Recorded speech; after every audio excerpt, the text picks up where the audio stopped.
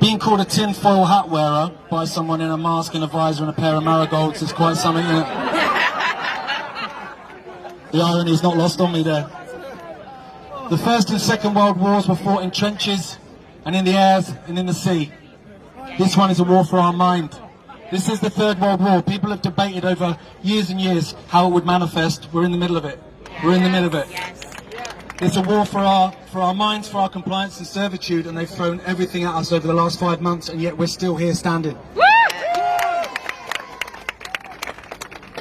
The UK government policy has not been driven by doctors or virologists, it's driven by psychologists, because it's a war for our minds. Psychology warfare! We are the 99.99%, and if we stand together, we are unbeatable. When thousands of people took to the beaches down on the south coast, sure, yeah, all the local councils issued a state of emergency, but what did they do about it? Nothing! They did nothing because there's too many in number. Yes. Exactly, but they know this, and that's why they're seeking to divide us.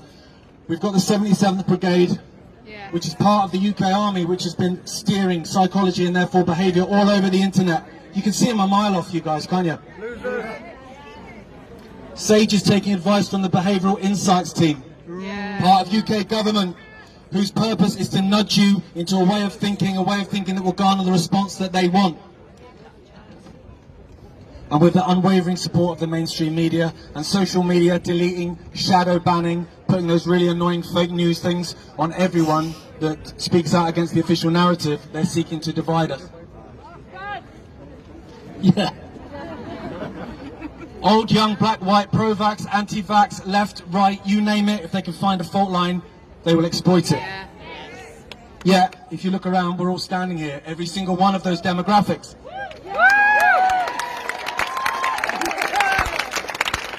We were shown leaked videos of people in China literally dropping dead in the street. Anyone ever see that around here? Didn't see it around in the West though. Outside Yates's maybe on a Saturday, but that's about it. Yeah, but it's all about fear. That was all it was, and it was about getting us to accept the lockdown. That's why they built these hospitals that they never used. That's why they built these massive morgues that they never used. Because when we looked at that, we thought, and it never came. Yeah, we paid for it. Yeah, as always. Yeah, I wouldn't mind that either. It's just a 3-week lockdown to flatten the curve. And even when the curve was flatter than Building 7, the lockdowns were extended and expanded because it was never about health, it was about control. The once great NHS was destroyed and rebranded as the COVID Health Service. Nothing more than a propaganda arm of government. And while hospitals sat empty, cancer went undiagnosed, heart disease went untreated, suicide spiked 200%, domestic violence, alcoholism, drug addiction, all through the roof. In America now, 25% of young adults have contemplated taking their own lives in the last 5 months. 25%. And we were asked during this time to step out of our cages once a week at 8 PM to applaud this destruction. Even while they took our jobs and our ability to feed our families, because it's not about health, it's about control. Members of Parliament took the knee to protest against the murder of George Floyd. He died saying he couldn't breathe, while at the same time mandating the entire population to wear a mask so we can't breathe. Because it's not about health, it's about control. Wear a mask and you can have your life back. Hide your face, your individuality and submission, and I'll give you your life back. Get tested and you can have your life back. A test that doesn't even test for COVID-19. A test whose inventor said that it shouldn't even be used to test for infectious diseases, yet it is, and it's being used to shut down our cities and towns and take away your livelihoods. Of course, absolutely deliberate. You're being asked to get tested to get your lives back when those tests will be used as an excuse to take more of your lives and freedoms away. The focus is solely on cases. It's not on deaths, it's not on hospital admissions, it's just cases. They're paying people to have the test now. They're paying them. Yes. Yeah, well, if they're not paying them, they're coercing them as well. Yes. It's ridiculous. You'll get your life back. Exactly, yeah. Give your information to go to restaurants. Well, yeah, we do, yeah.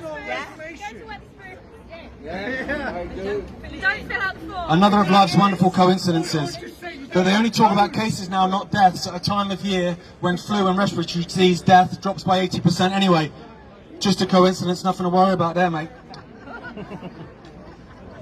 take the vaccine and you can have your life back. A vaccine that has two potential scenarios. Either one, it was knocked up in about 25 minutes by a guy down the road and it's dead experimental and we're going to get that put in us. Even the vaccines that cause great damage that lead to payouts of billions, they take years to develop. But we're supposed to get one that was developed in 20 minutes by a guy behind KFC. What a load of nonsense. The other option was the vaccine was ready all along. And COVID-19 was just used as an excuse to get that into every single one of us on the planet. Whatever scenario it is, the answer is exactly the same. It's no!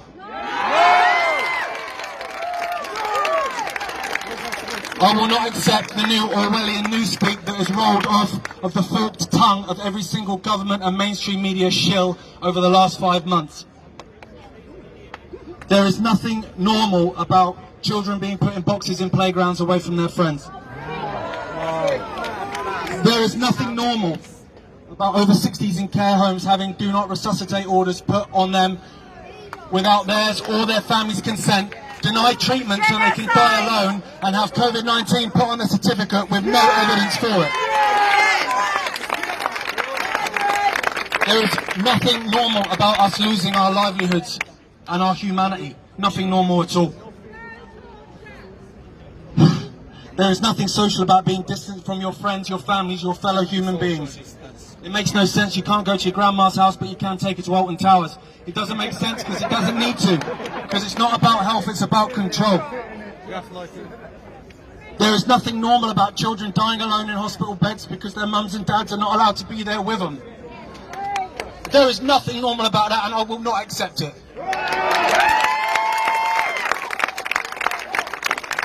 We are the 99.99% and we will decide our futures, no one else. I'll just leave you with this. It's a quote from my old man, but it kind of sums up perfectly how I'm feeling. I think how a lot of you are feeling. And if anyone in so-called authority happens to hear this, this goes out to you. No, we will not obey. We will not comply. We will not shut up. And when we stand together, you can't make us. Thank you very much.